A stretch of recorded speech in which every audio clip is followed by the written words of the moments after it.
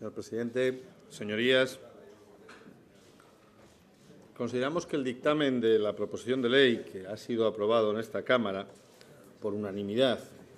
tiene una especial relevancia, no solo por el hecho de que sea el resultado de una proposición de ley presentada por nuestro grupo, que en este caso nos parece lo de menor importancia,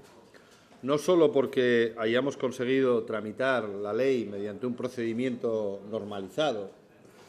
y no solo porque hayamos conseguido alcanzar esta unanimidad tan cara a lo largo de esta legislatura, sino también y fundamentalmente porque supone la materialización práctica de un principio del que hemos hablado en numerosas ocasiones en esta legislatura, pero que en pocas ocasiones hemos conseguido llevarlo a la práctica. Al principio de la rendición de cuentas y el de la obligada transparencia en la gestión pública.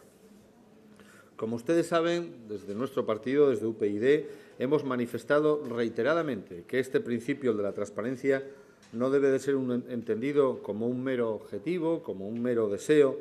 sino como un requisito y fundamental para que cualquier democracia pueda llevar dignamente ese nombre. Y lo decimos así porque, al fin y al cabo, solo cuando los ciudadanos disponen de toda la información relevante pueden ser capaces de evaluar, de contrastar y, en definitiva, de valorar la actuación de sus instituciones y de sus representantes públicos. En esa línea y llevados de ese objetivo, el 11 de marzo del 2014 registramos en este Parlamento esta proposición de ley de reforma de la Ley del Principado de Asturias 3/2003 de la Sindicatura de Cuentas, en la que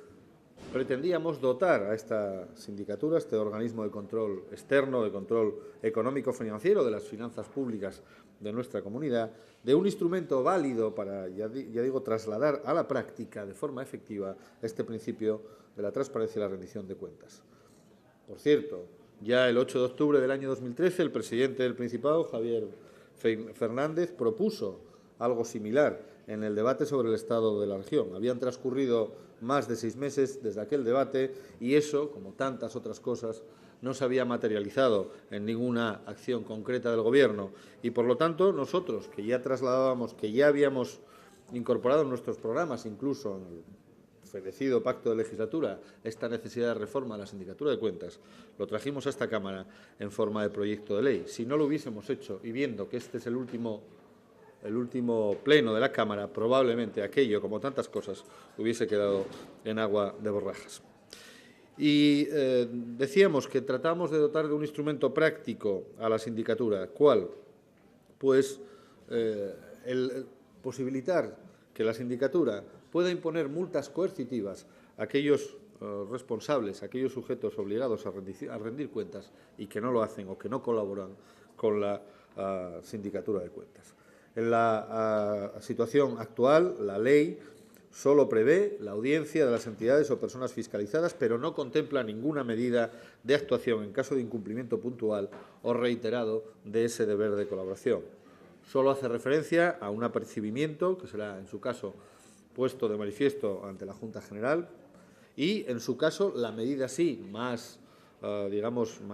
intensa de trasladar a la jurisdicción penal esa falta de colaboración y de rendición de cuentas por si se diese el caso de estar en presencia de un posible delito de desobediencia. Pero, evidentemente, entre una medida tan laxa, tan inocua como el apercibimiento y la medida tan exigente, tan grave, como el traslado a la jurisdicción penal, la Sindicatura de Cuentas carecía hasta este momento de ningún instrumento intermedio, de ningún instrumento práctico. Y, por lo tanto, creemos que se da un paso fundamental para que sea eficaz su actuación. También queremos decir que somos conscientes de que los procesos de rendición de cuentas ante la sindicatura están mejorando año a año. No queremos desconocer esto. Hace unos años el número de sujetos fiscalizados que incumplían su deber de rendición de cuentas era sencillamente inaceptable y abrumador,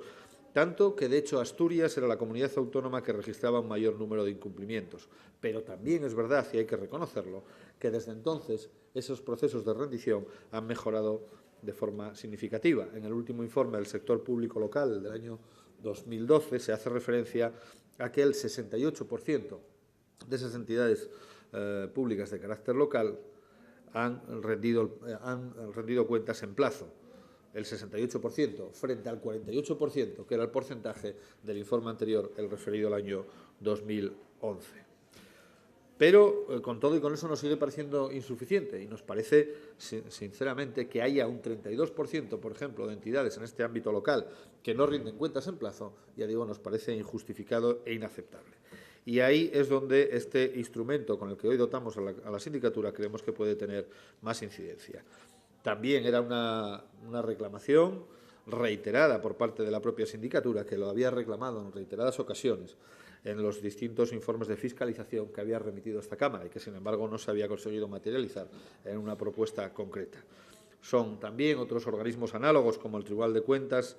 de España, incluso el Tribunal de Cuentas Europeos y otros organismos de control externo de las diferentes comunidades autónomas, los que también habían planteado la necesidad de dotarse de estos instrumentos. Y en cuanto a los cambios que se han introducido a lo largo de la tramitación parlamentaria, se han introducido algunos, y en algún caso nos parece que mejoran significativamente la ley, y